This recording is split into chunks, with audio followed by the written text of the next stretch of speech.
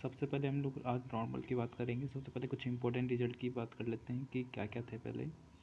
तो क्या हुआ था कि एक और रिजल्ट रह गया था हमारा, पहले उसकी बात कर लेते हैं। किसी भी 3 पॉइंट पे अगर हम लोग ज्वाइन करते हैं, ठीक है, और उससे अगर हम उस पर हम टेंजेंट ड्रॉ करते हैं, ठीक है, और इससे जो पॉइंट ऑफ इंटरसेक्शन मिलेंगे हमें, वो 3 पॉइंट ऑफ इंटरसेक्शन मिलेंगे, ठीक है। तो T1 मान लेते हैं पॉइंट ऑफ इंटरसेक्शन, ठीक है। इससे जो एरिया फॉर्म हो रहा है, ठीक है, एंड, और जो point of intersection of the triangle से जो एरिया बना है, तो ट्राइंगल ऑफ जो PQR है वो बड़ा होता है, ठीक है, 2 टाइम्स किससे, STR मान लेता हूँ मैं, ठीक है, STR से, ठीक है। तो ये बड़ा होता है। ये काफ़ी इंपॉर्टेंट रिजल्ट है इसका। अब हम लोग नॉर्मल की बात करते हैं। नॉर्मल में क्या होता है कि बेसिकली किसी पॉइंट पे अगर हम नॉर्मल करते हैं तो बेसिकली उसका जो स्लोप आता है, हम लोगों ने देखा था कि वो हम लोग उसको -1/t लिखते हैं। सॉरी, बेसिकली जो इसका स्लोप होता है टेंजेंट का, उसको हम लोग क्या लिखते हैं, +1/t लिखते थे। तो इसका कितना हो जाएगा, -t हो जाएगा, ठीक है, 1/t नहीं, t, ठीक है। तो जब हम इसको 80² 280 पॉइंट माने थे, तो जब इसकी इक्वेशन हम लिखेंगे तो y - 280 equals to -t times of, ठीक है, कितना हो जाएगा, x - 80²। तो जब इसको सॉल्व करेंगे तो वो कितना आ जाएगा, -tx +80³ और यहाँ जाएगा +280, ठीक है। तो इक्वेशन होती है ये।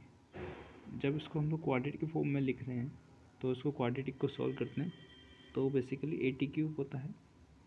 फिर जो इसमें जो बचा हुआ है वो क्या क्या बचा हुआ है, 80³ प्लस, जब उसमें हम लोग t को कॉमन लेंगे तो वहाँ बचेगा 2a - x माइनस का y इक्वल्स टू 0, ठीक है। ये आप देख लेना। यहाँ पर हमें क्या पता चला कि जो t है, T1 T2 T3, हमें 3 सॉल्यूशन आएंगे। मतलब जैसे कि क्या बोलना चाह रहा हूँ, इसका मतलब समझिएगा। अगर यहाँ पर आपने नॉर्मल ड्रॉ किया तो ये T1 है, यहाँ पर आपने नॉर्मल ड्रॉ किया वो T2 है, और जब आपने इस पॉइंट से तीसरा नॉर्मल ड्रॉ किया 3, तो ये तीनों जो नॉर्मल होते हैं वो क्या है, किसी एक कॉमन पॉइंट से पास होंगे, ठीक है। वो जो ये T1 T2 है, T3 यहाँ के पैरामीटर हैं, ठीक है। जो इनका जो सम होता है वो कितना होता है, 0 होता है, क्योंकि यहाँ पर क्या नहीं है, a² का, सॉरी t² का कोफिशिएंट नहीं है, ठीक है। और जो T1 T2 है प्लस T2 T3 है और T3 T1 है, उसका जो वैल्यू होता है वो हो जाएगा 2a - x/a, ठीक है, क्योंकि यहाँ पर भी a है तो उसका भी डिवाइड लगेगा। और T1 T2 T3 कितना हो जाएगा, प्लस का y/a, ठीक है। तो ये तो बात हो गई हमारे पैरामीटर्स की। अब इसके कुछ इंपॉर्टेंट रिजल्ट्स भी हैं। क्या हैं कि अगर मान लीजिए ये हम लोगों ने नॉर्मल ड्रॉ किया, तो बेसिकली अगर यहाँ का पॉइंट कोई T1 है, मतलब जिसको हम लोग क्या बोलते हैं, 81² 281 बोलते हैं, ठीक है। तो यहाँ का पैरामीटर क्या है, पैरामीटर है P(T1), ठीक है। तो यहाँ का जो पैरामीटर होगा वो जो जैसे कि यहाँ का जो T2 पैरामीटर है वो होता है T1 माइनस का, ठीक है, और 2/T1, ये पैरामीटर होता है। तो आप यहाँ पर जब पैरामीटर के अंदर T2 की वैल्यू रखेंगे P(T2), तो वो कितना हो जाएगा, T2² plus, sorry, coma 2a T2। तो आप यहाँ पर ये T1 वाला टर्म यहाँ पर रख देंगे तो आपको क्या मिल जाएगा, उस पॉइंट का कोऑर्डिनेट मिल जाएगा। जब नॉर्मल किसी दूसरे पॉइंट पे इंटरसेक्ट करता है ना, उसी के पैराबोला की, उसका कोऑर्डिनेट का ये फॉर्मूला होता है T2 वाला, ठीक है। तो इसको याद रखना होता है। थर्ड है इसके अंदर कि 2 नॉर्मल दे रखे हैं, ठीक है।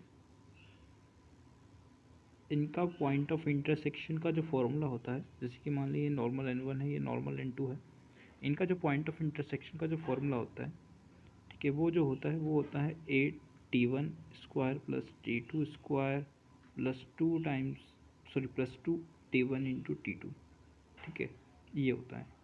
और जो ये तो एक्स कोऑर्डिनेट होता है, उसका जो वाई कोऑर्डिनेट होता है वो होता है T1 T2, ठीक है, T1 + T2 इंटू माइनस का ए, ठीक है। तो ये फॉर्मूला होता है पॉइंट ऑफ इंटरसेक्शन का। इसको याद रखना की कोई ज़रूरत नहीं है, इतना कुछ पूछा नहीं जाता, ठीक है।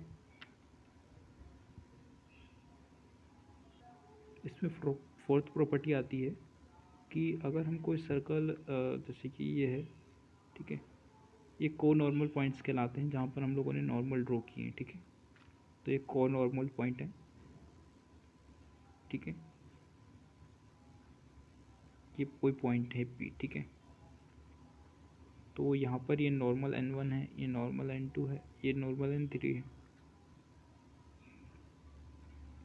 तो ये पॉइंट ऑफ इंटरसेक्शन है इसका, ठीक है। तो इसमें जो ये पॉइंट ऑफ इंटरसेक्शन P मिला है और एक को नॉर्मल पॉइंट P है, ये वाले को नॉर्मल पॉइंट है जिसको मैंने हाईलाइट किया है, एक सेकेंड। ये वाले जो को नॉर्मल पॉइंट्स हैं, ठीक है, जो को नॉर्मल पॉइंट से अगर हम लोग एक सर्कल ड्रॉ करते हैं, सर्कल जैसे कि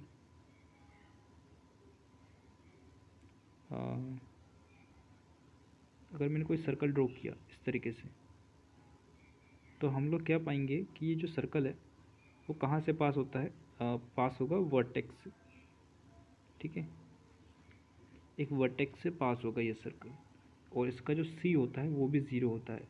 इसको हम लोग प्रूफ देखते हैं, बेसिकली कैसे करते हैं प्रूफ, कि हमें क्या पता है x² + 2ax, सॉरी, सर्कल की equation, general equation of circle क्या होती है, x² + y² + 2gx + 2fy + c होता है, ठीक है।